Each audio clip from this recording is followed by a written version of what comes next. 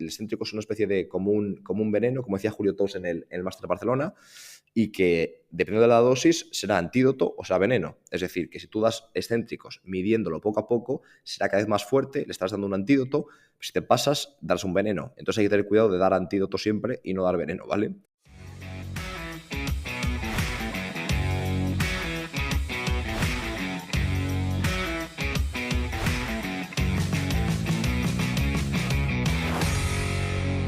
Muy buenas, compañeros, estamos una semana más en el podcast de Asesport y nada, antes de comenzar, como siempre, queremos recordaros que tenemos la plataforma el Learning Lab, este laboratorio que llamamos nosotros y en el que añadimos cada mes nuevas formaciones. Además tenemos el grupo de Discord privado en el que tenemos pues networking, contactos, diferentes ofertas laborales que van llegando y que intentamos poner siempre ahí para los compañeros que están dentro. Y nada, básicamente es una plataforma de educación que lo que busca es daros todos los requisitos, toda la información que necesitáis para trabajar al mejor nivel posible en el mundo del baloncesto, es decir, para aprender sobre preparación física en baloncesto. Es decir, tenemos ahora mismo creo que son 22 o 23 formaciones y cada mes nuevas formaciones. El precio actual es de 13 euros al mes, pero obviamente va a ir subiendo porque no está equiparado el precio con el valor que aportamos, ¿vale? Así que nada, simplemente decir que si entráis ahora, pagaréis siempre 13 euros al mes, aunque los cursos sigan aumentando. Es decir, que en un tiempo tendréis más de 100 cursos para vosotros, con todo el contenido extra, el grupo de Discord, etcétera, etcétera, las clases en directo y demás. Pero aunque aumente el precio para la gente de fuera, para vosotros no aumentará, ¿vale? Entonces, por eso es interesante, si os apetece aprender sobre preparación física en baloncesto, que entréis ahora. Entonces, si os apetece ver lo que hay, sin ningún tipo de compromiso, echad un ojo al link que tenemos puesto en la bio. Vamos ya al lío y vamos a hablar de efecto cruzado. A lo mejor algunas personas solamente con leerlo ya saben lo que es.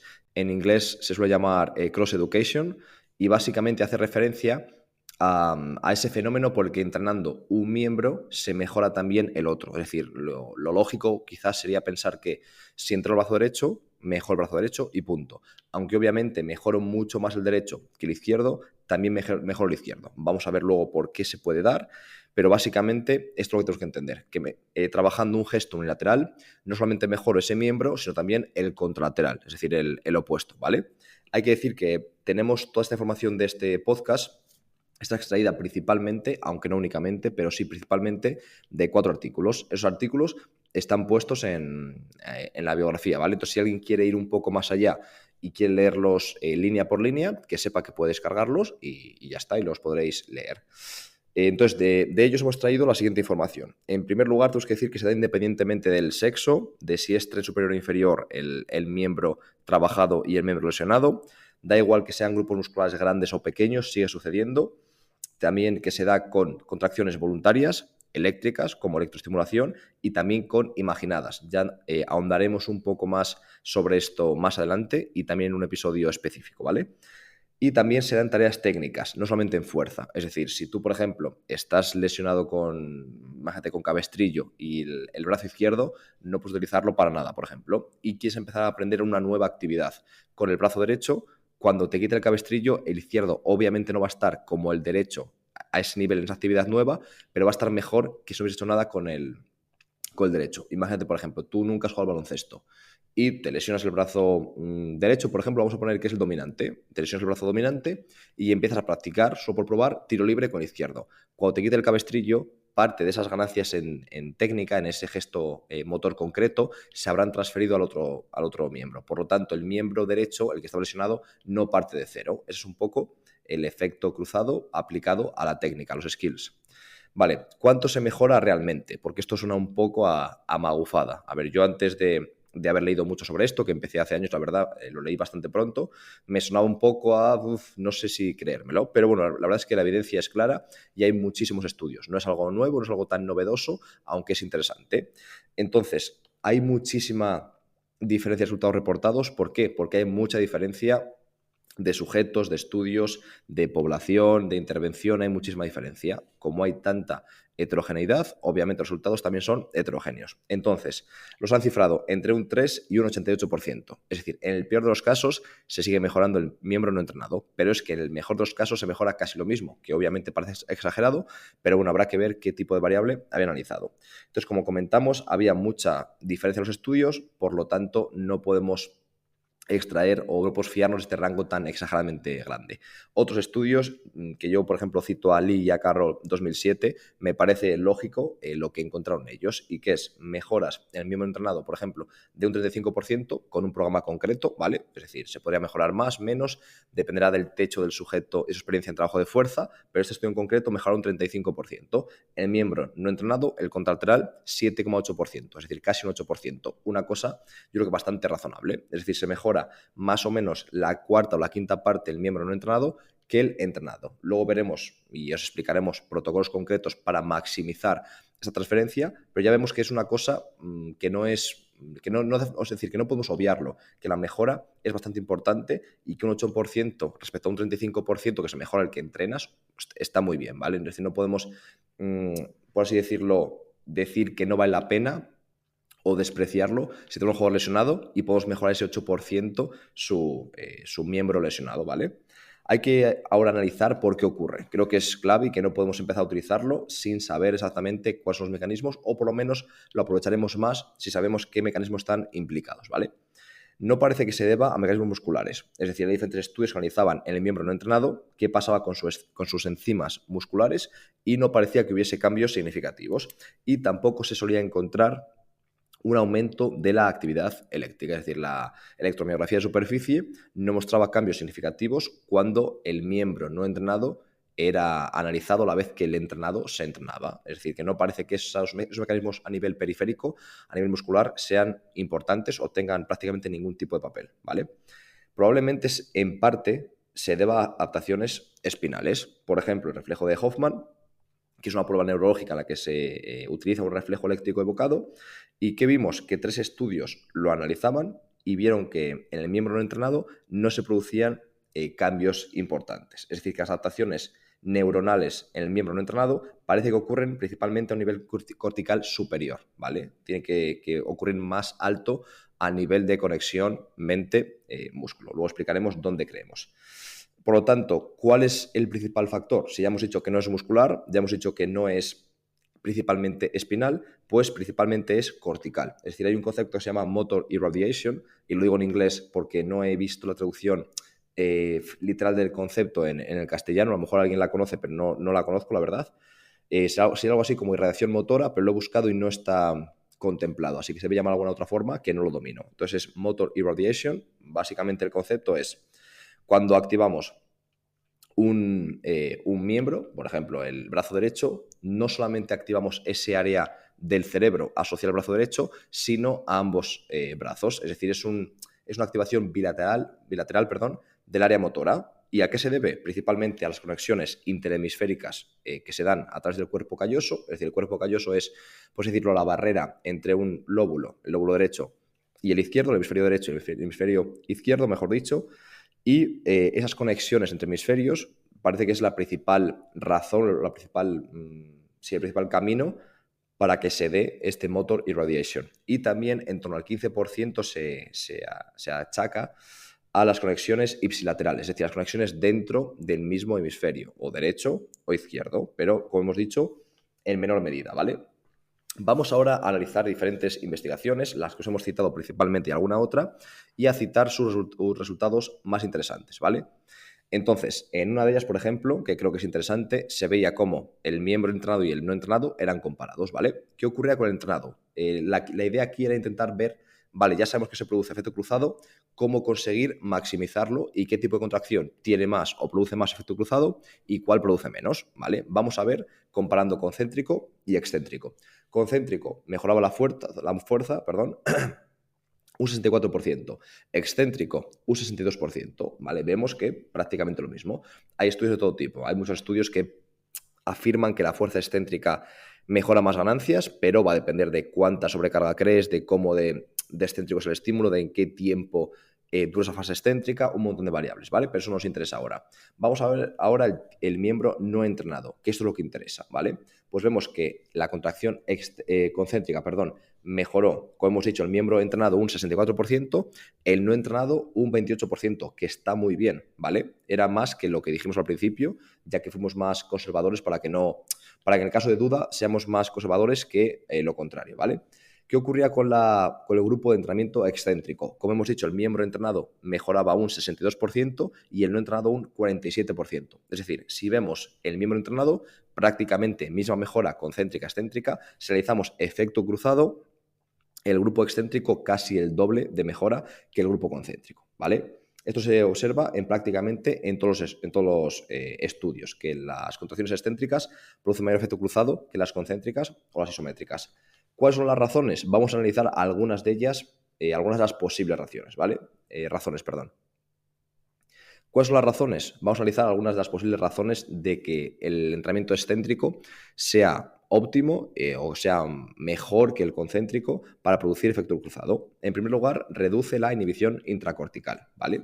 También reducción del silent period, por así decirlo, que no sé muy bien, me pasaba con motor irradiation, no es exactamente la traducción al castellano, ¿vale? Es básicamente un proceso momentáneo de ausencia de actividad eléctrica entre la orden y el movimiento real después de esa orden motora. Y también un aumento de excitación intracortical. Se supone que estos son los motivos, las razones para que se produzca ese efecto cruzado mayor en las fases excéntricas o contracciones excéntricas que en los protocolos concéntricos, ¿vale? Vamos a ver ahora qué otros resultados mostraron o arrojaron esas investigaciones. Que los protocolos también con mayor intensidad producían mayor transferencia. Es decir, hay que generar intensidad si queremos mucha transferencia al miembro contrario, mucho efecto cruzado, ¿vale? También que el sistema nervioso central es principalmente responsable de este fenómeno. Como hemos dicho al principio, no parece que a nivel periférico, a nivel muscular, haya ningún tipo de papel en este fenómeno y tiene sentido también porque no estamos trabajando a nivel local esa musculatura no entrenada como para que lo haya, ¿vale? Pero aún así, hay veces que lo que no es lógico o que lo que no es intuitivo luego sucede, en este caso no es así. En este caso, la mejora, el efecto cruzado, se debe principalmente a fenómenos relacionados con el sistema nervioso central y no a nivel muscular, ¿vale? Vamos a analizar ahora este estudio de Farthing y Chilibeck 2003 y lo cito, lo tenéis en la bibliografía porque es especialmente interesante. ¿Y qué hicieron? Comparar un grupo control, un grupo de excéntricos lentos a 30 grados por segundo y un grupo de excéntricos rápidos a 180 grados por segundo. Como ellos ya vieron que era mejor el excéntrico que el concéntrico, dijeron, vale, vamos a analizar dentro del excéntrico qué es mejor. Excéntricos rápidos, excéntricos lentos, ¿vale? Luego habría que ver otras variables, por ejemplo, en este caso con isocinéticos. Entonces, obviamente la máquina te pone esos grados por segundo y tú intentas hacer la máxima fuerza posible contra esos grados por segundo, contra esa máquina. Luego habría que a lo mejor estudiar más adelante qué cantidad de sobrecarga excéntrica, cuánto por encima del RM, cuánto por encima del RM, a qué velocidad. Es decir, hay todavía mucho que saber y mucho que dominar, pero de momento vamos a arrojar mucha luz con este episodio del podcast, ¿vale? Como hemos dicho, 3 grupos: control, excéntricos lentos, excéntricos rápidos, ¿vale? ¿Qué ocurrió con el miembro entrenado, ¿vale? Entrenado. El control, no hay cambios, obviamente, ninguna sorpresa, no hay cambios, ¿vale? ¿Qué ocurría con el excéntrico lento? Básicamente, no había cambios. Es un poco raro, la verdad. Al final depende también de las variables. Había diferentes variables, pico de fuerza, RFD, pero en general no había cambios, aunque, como digo, depende un poco de las variables. Cosa que es raro, que esperaríamos mejoras, ¿vale? ¿Qué ocurría con el grupo de excéntricos rápidos? Mejoras en todas las variables. Algo lógico, pero bueno, mejoras importantes en todas las variables. Y ya parece que hay mucha ventaja de excéntricos rápidos a excéntricos lentos, ¿vale? Esto también se ha visto en muchos estudios, que los excéntricos rápidos aportan cosas diferentes que los lentos. A mí, por ejemplo, me gusta mucho entrenar excéntricos rápidos. Una vez que el jugador esté preparado, creo que es interesante, pero hay que tener cuidado con qué rango de movimiento lo haces y con el peso, porque es muy agresivo. Es decir, yo, por ejemplo, tengo la experiencia de Melilla. Me gusta bastante trabajar peso muerto humano en cadena posterior.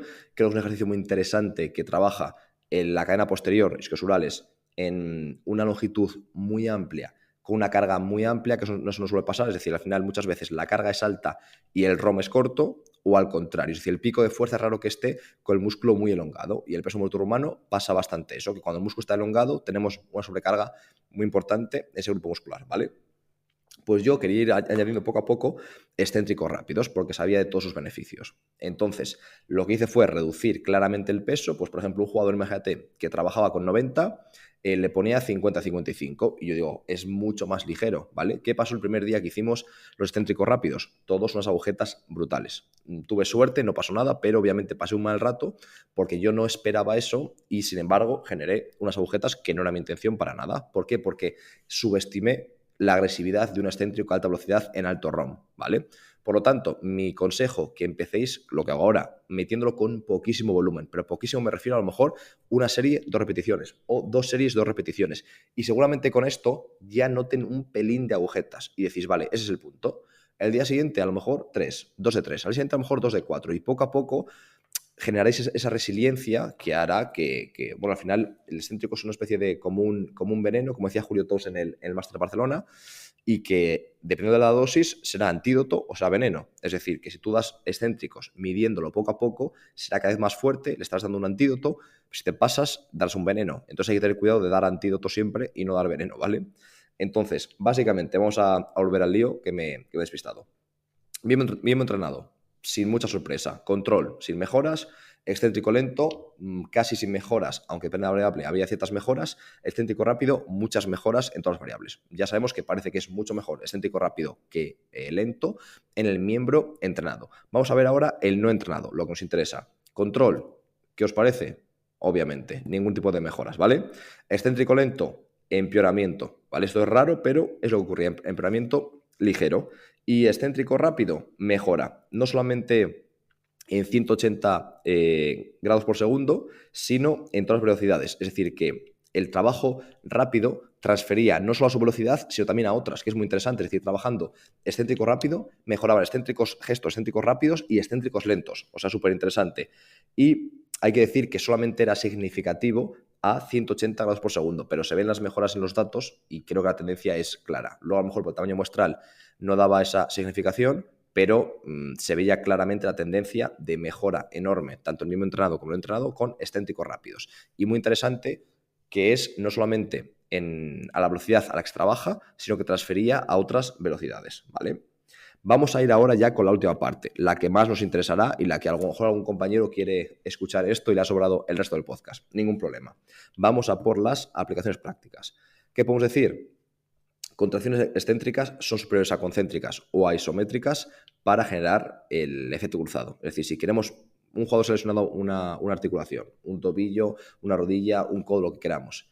Si queremos mejorar su return to play, si queremos que pierda menos fuerza o menos skills, ¿qué es lo mejor que podemos hacer? Trabajo excéntrico del miembro contrario, del miembro contralateral, porque aún no podemos hacer de ese.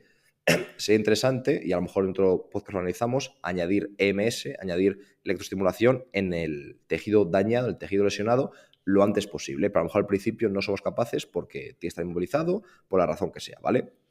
Vale, dentro de excéntrico, ¿qué hay que hacer? Excéntricos rápidos mejores que excéntricos lentos, ¿vale? Excéntrico rápido mejora también los test a otras velocidades, como hemos dicho. Y hay que intentar progresar de excéntricos a menos velocidad a más velocidad, de un ROM menor a un ROM mayor, de menor carga a mayor carga. Un ejemplo, ¿vale? Podemos comenzar con un peso muerto en el que bajemos a cierta velocidad, pero no muy rápido, unos cuantos grados, pero tampoco muchísimo. Es decir, imaginaos que el peso muerto rumano puede ser de casi tocar el suelo hasta arriba. En este caso, comenzaríamos arriba, erguidos, y bajaríamos a lo mejor 2 palmos. Es decir, que no llegaríamos ni de lejos a flexionar el tronco 90 grados. Poco a poco, cada vez más caída, cada vez más ROM, cada vez más rápido, cada vez más peso, ¿vale? Generando poco a poco esa resiliencia. Esto obviamente sería de forma unilateral. Sería un peso muerto rumano unilateral porque contamos con que la pierna opuesta está lesionada. Así con cualquier tipo de gesto. Os recomiendo progresar en tiempo bajo tensión, es decir, puedes hacer una serie más larga, tiempo de aplicación de fuerza, es decir, cómo de rápido hacemos a fase excéntrica, ese RFD excéntrico. También progresar en ROM, de menor ROM a mayor ROM. Cuanto más elongado esté el músculo, más agujetas generaremos y también más riesgo de lesión muscular en el caso de que nos pasemos mucho, pero bueno, en principio no debería pasar. Y también en carga, lo más sencillo, pues poner más peso al gesto. Deciros simplemente que, como siempre os comentamos, cualquier tipo de feedback, cualquier tipo de consulta, cualquier pregunta que queráis hacer, nos la podéis enviar por Instagram y la resolveremos lo antes posible en el podcast. Recordaros que si os gusta esto que comentamos aquí, esto es un 2%, un 1% de lo que hay en el Learning Lab. Es una cantidad de información brutal y tiene un precio realmente ridículo actualmente. Obviamente va a subir porque no compensa la burrada de horas que metemos con ese precio simbólico, ¿vale? De menos de 50 céntimos al día. Entonces, si alguien quiere echarle un ojo sin ningún compromiso, podéis acceder al link de la biografía, ¿vale? Así que nada, compañeros, un abrazo enorme y la semana que viene nos escuchamos. Adiós.